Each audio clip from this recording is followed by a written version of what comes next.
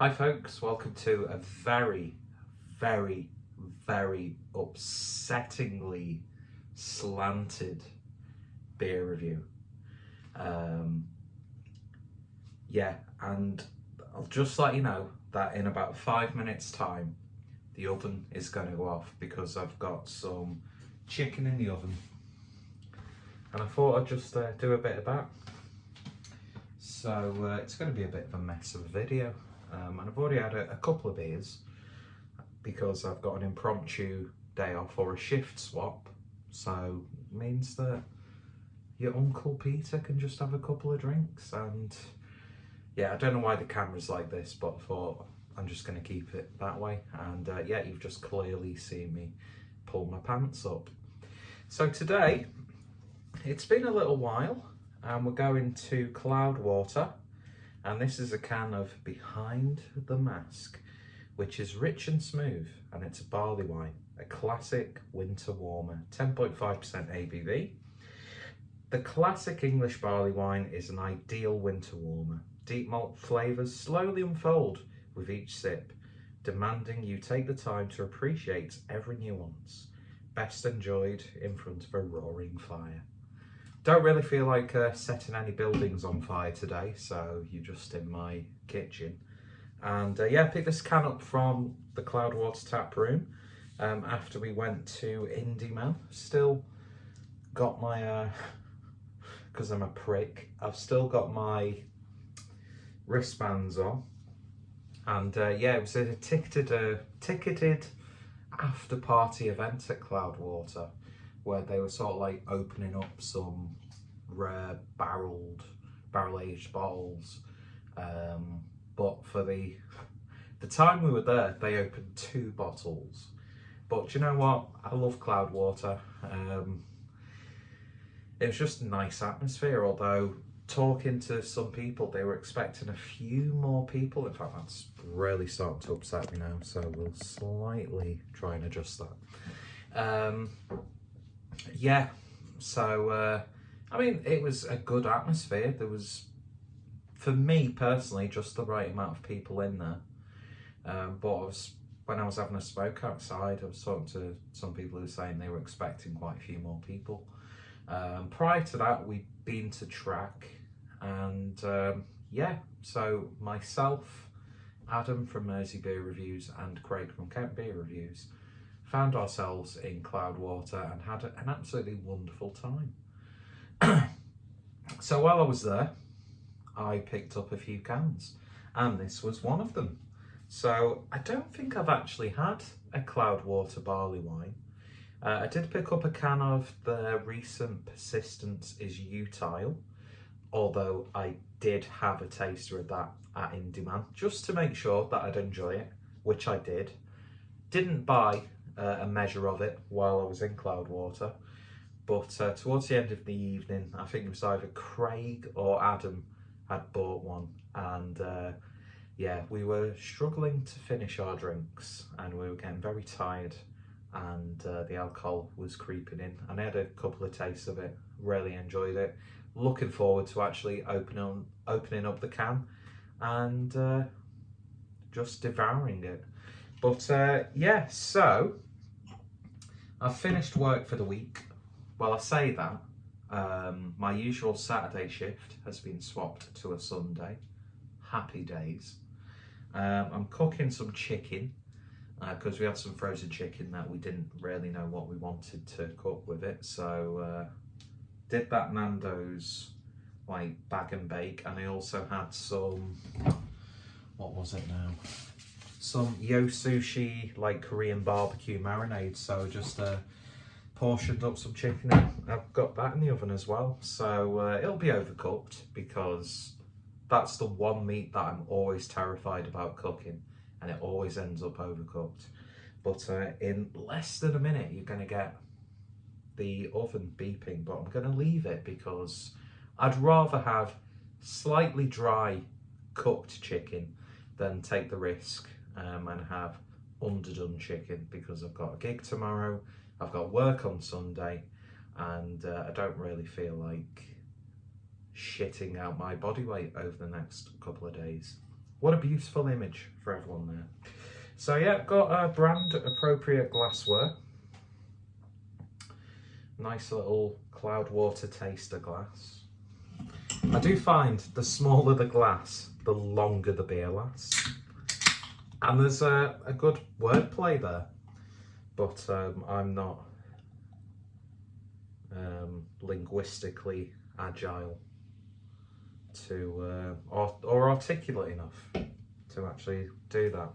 And a bit of a rowdy can, but colour is it's exactly what you want with a barley wine, like really malty. It's got that sort of like chestnutty, toffee, caramel sort of look to it.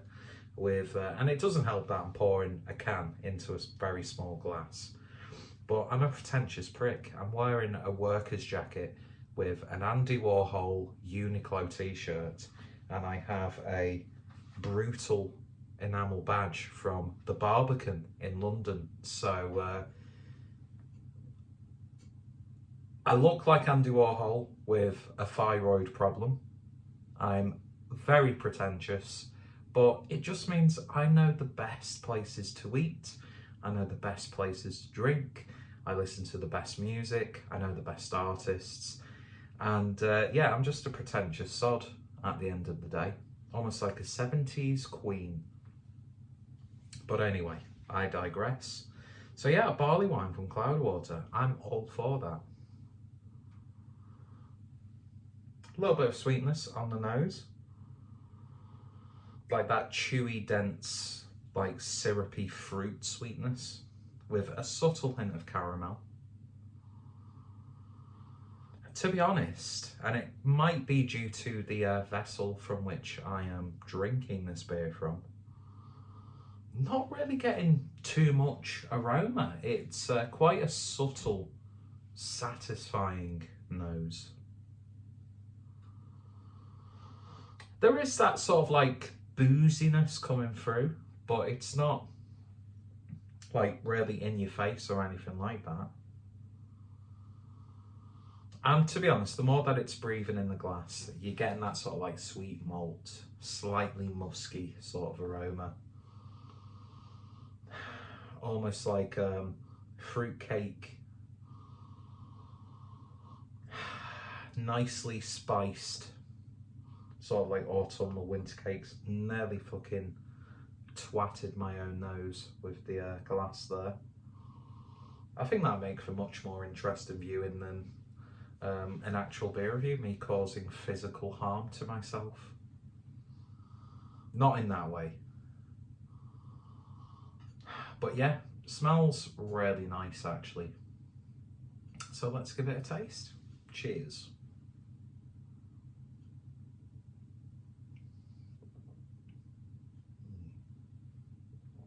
Oh my word. For as subtle as the nose is, it more than makes up on the flavour. Is it like a bonkers sort of, hate that term, don't know why I used it, instantly hate myself even more than I do so already. But oh wow, after I've taken a sip, that nose is so much more pungent and fragrant. A fragrant vagrant sitting in a field, thinking about life and the sword that he yields as he approaches the marshes with sword in hand. He will proudly defend his wonderful land. And you've got some poetry. It's a channel first. I've come up with some poetry on the spot. I'm a genius. Pretentious, obviously. French worker jacket. Andy Warhol t-shirt. Brutalist enamel badge. Thick rimmed glasses. I'm a working class slave to the gentrified notions of modern life. And I'm all for it. I love capitalism, because if we didn't have capitalism, I wouldn't be able to use my hard-earned wage to buy overly priced objects. So yeah.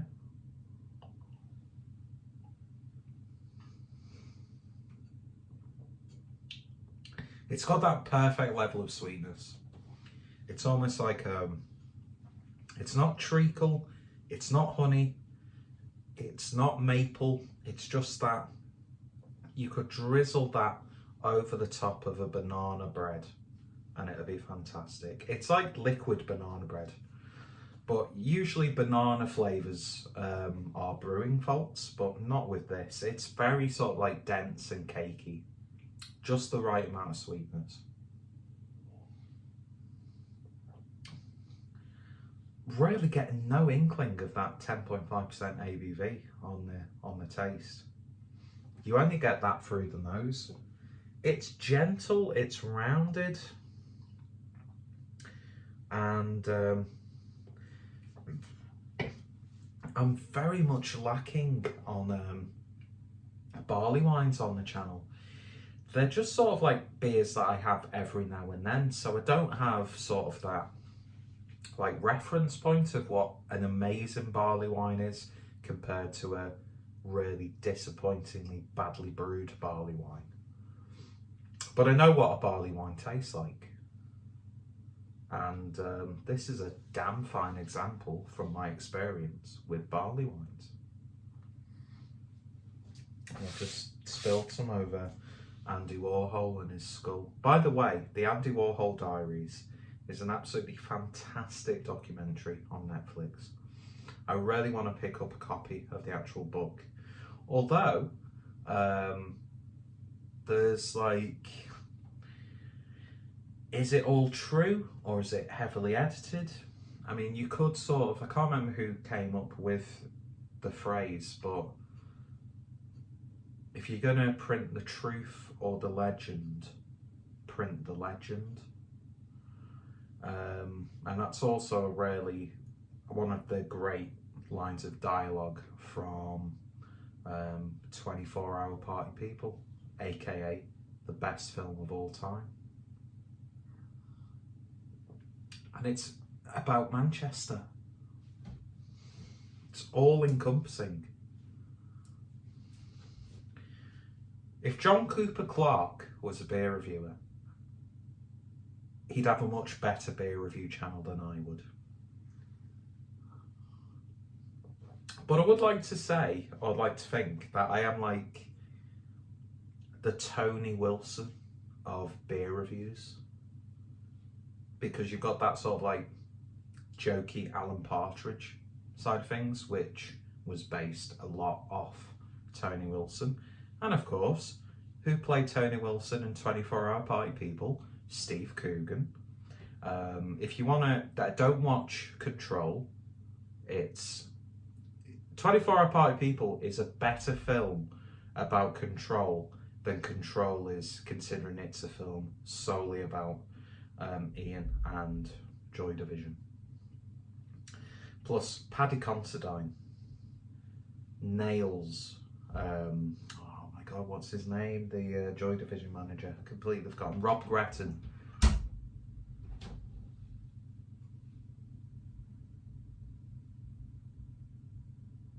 I legitimately thought I was getting haunted then. Why can you not see me? Yeah, I can see you now. I'm just finishing this beer review. Will you make me a coffee? I will do, yes. But yeah, Paddy Considine's interpretation of Rob Gretton is, I fucking shat myself, is much better than what's his face who played as Rob Gretton in Control. I think it was the guy keeping that Rob Gretton, not Rob Gretton, Paddy Considine link together. In Dead Man's Shoes, the guy who played as Rob Gretton in Control he also played the brother of Paddy Considine's character in Dead Man's Shoes. So, 6 degrees of British culture. But yeah, this is beautiful. It really, really is. Maybe I should have saved it until around Christmas time.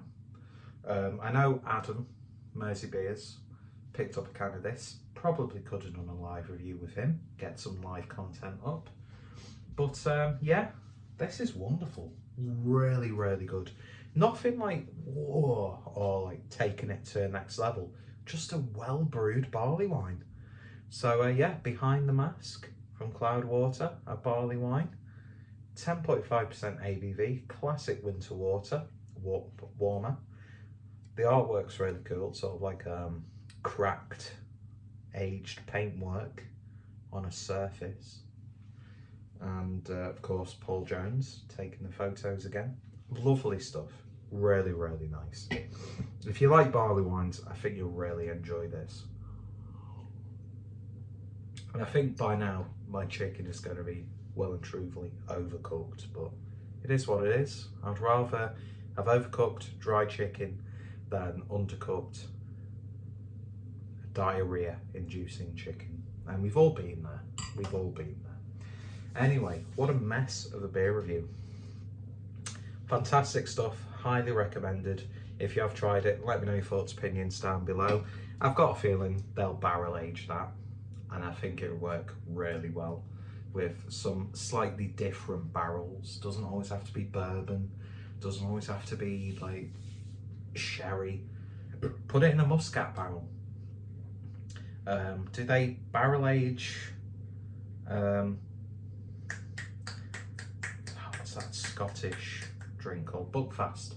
I'd love to see a beer barrel aged in like a Buckfast barrel, but I don't know if barrels are part of the process of the Buckfast brewing procedure. Anyway, mess of a beer review, beautiful beer, not done any justice. Cloudwater, banging it out once again. Don't do that ever again, Peter. And yeah, if you've tried it, let me know your thoughts, opinions down below.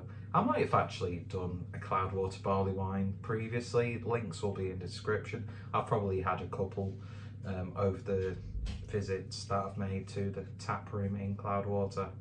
And yeah, so I've got some German inspired lagers left from my little haul, and Persistence as Utah, so you'll probably see those within the next few weeks. Anyway, we're starting to drool for no reason. Hope it's not rabies. And yeah, cheers for watching. You all take care, stay safe, and I shall hopefully see you all later. I can't even press the big red button to stop the beer review.